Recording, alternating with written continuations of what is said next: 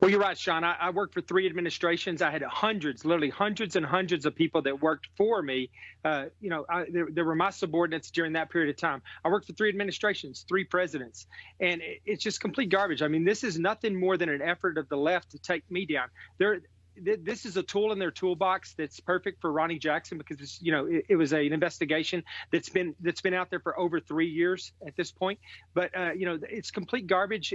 They said they interviewed 60 something people or whatever. They may have interviewed 60 something people, but I can guarantee you that the vast majority of the statements in this report came from a small handful of disgruntled employees. Was I hard on people? Did I hold people to a high standard? Absolutely. I worked in a no-fail environment. I was taking care of the president of the United States. I was responsible for the life of the president during three different administrations, and so we worked hard, and we had a high standard. I never ever fired anybody that worked for me. I never gave a single person that worked for me a bad evaluation. I went out of my way to write letters of recommendation and make sure that people progressed in their careers, almost to a person. Every single person that worked in my unit throughout the time I was there asked to be extended at the White House because they wanted to stay in the job, and that's where the rub comes, because not everybody could be extended. People that were pulling their weight, that were carrying other people's weight, they were extended because they were getting a lot done for us. People that weren't pulling their weight, they were allowed to move on and take orders elsewhere, when the military decided it was time for them to leave.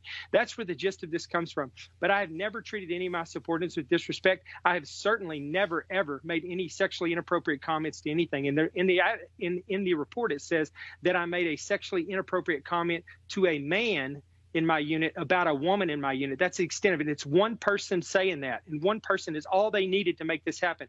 This report was totally politically motivated, and I can tell you that because, these folks, even though this is DOD, it's a DOD IG. There's an acting IG. We have an acting Secretary of the Navy. We have all these acting roles. A lot of these people are auditioning for jobs right now. What better way to audition for a job in the Biden administration than to cut the head off of President Trump's physician?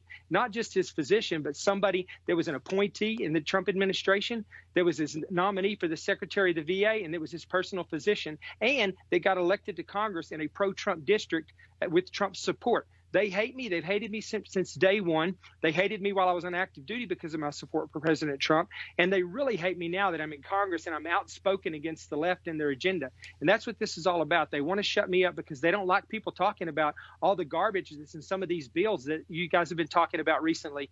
And I'm a loud voice in opposition to a lot of this, and they don't like that. And so this is an effort to get me to take me down. And believe me, this will not shut me up in any shape, form, or fashion. Congressman Sean